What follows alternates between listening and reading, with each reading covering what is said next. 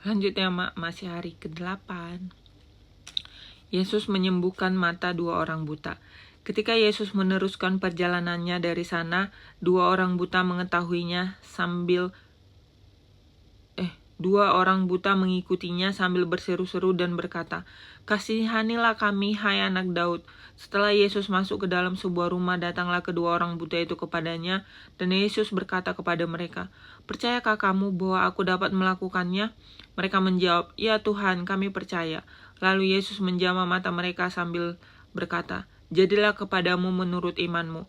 Maka meleklah mata mereka, dan Yesus pun dengan tegas berpesan kepada mereka, katanya, "Jagalah supaya jangan seorang pun mengetahui hal ini," tetapi mereka keluar dan memasyurkan dia ke seluruh daerah itu. Seorang bisu disembuhkan. Sedang kedua orang buta itu keluar, dibawalah kepada Yesus seorang bisu yang kerasukan setan. Dan setelah setan itu diusir, dapatlah orang bisu itu berkata-kata. Maka heranlah orang banyak, katanya, "Yang demikian belum pernah dilihat orang di Israel."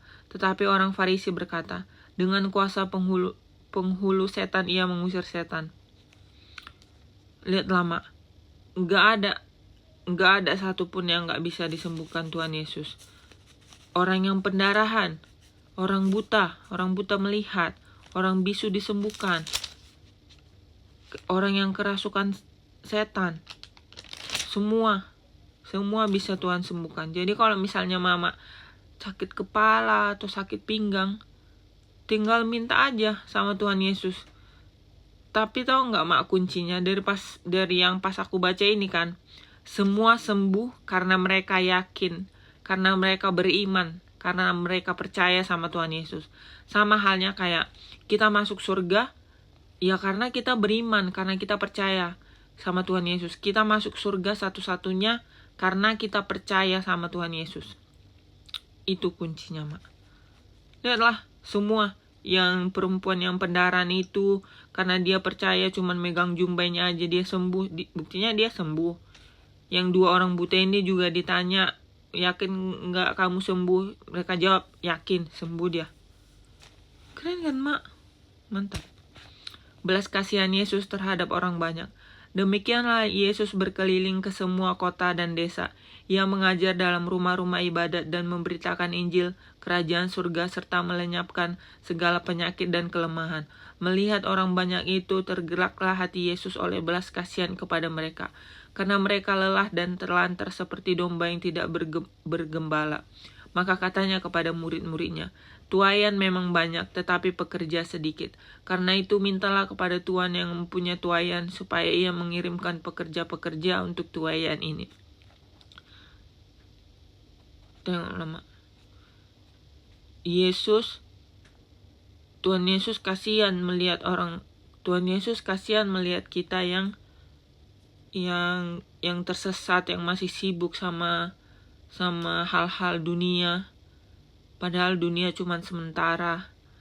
Kata Tuhan Yesus gini, "Tuaian memang banyak, tetapi pekerja sedikit."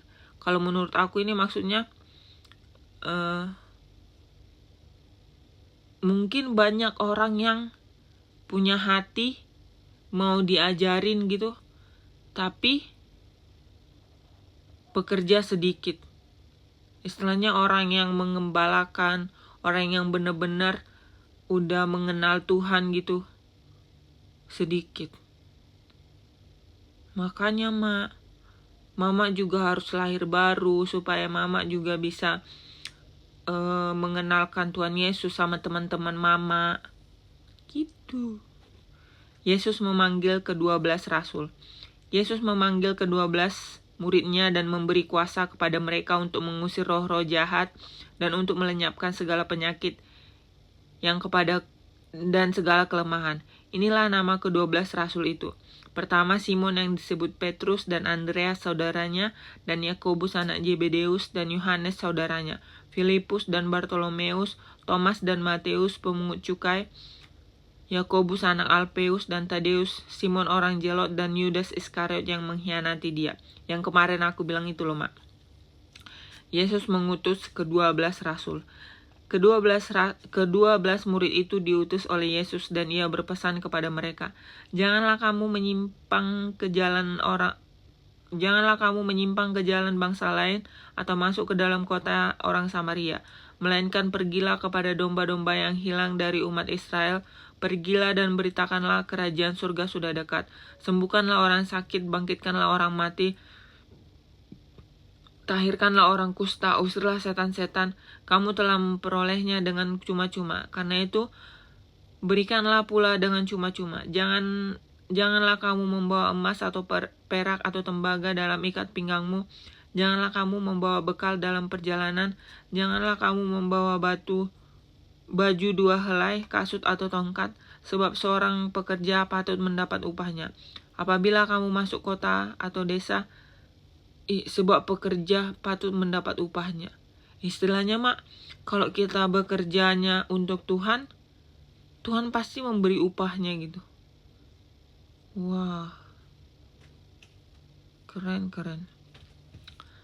Apabila kamu masuk kota atau desa, carilah ke situ seorang yang layak dan tinggallah padanya sampai kamu berangkat. Apabila kamu masuk rumah orang, berilah salam kepada mereka. Jika mereka layak menerimanya, salammu itu turun ke atasnya. Jika tidak, salammu itu kembali kepadamu. Dan apabila seorang tidak menerima kamu dan tidak mendengar perkataanmu, keluarlah dan tinggalkanlah rumah atau kota itu dan kebaskanlah debunya dari kakimu. Aku berkata kepadamu, sesungguhnya pada hari penghakiman, tanah Sodom dan Gomora akan lebih ringan tanggungannya daripada kota itu. Wah, murid-murid Tuhan Yesus, karena udah dikasih kuasa sama Tuhan Yesus, mereka juga bisa menyembuhkan orang sakit, membangkitkan orang mati, menyembuhkan orang kusta. Wah, keren. Penganiayaan yang akan datang dan pengakuan akan Yesus. Kayaknya kita harus buat video satu lagi, karena ini agak panjang. Nanti gantung.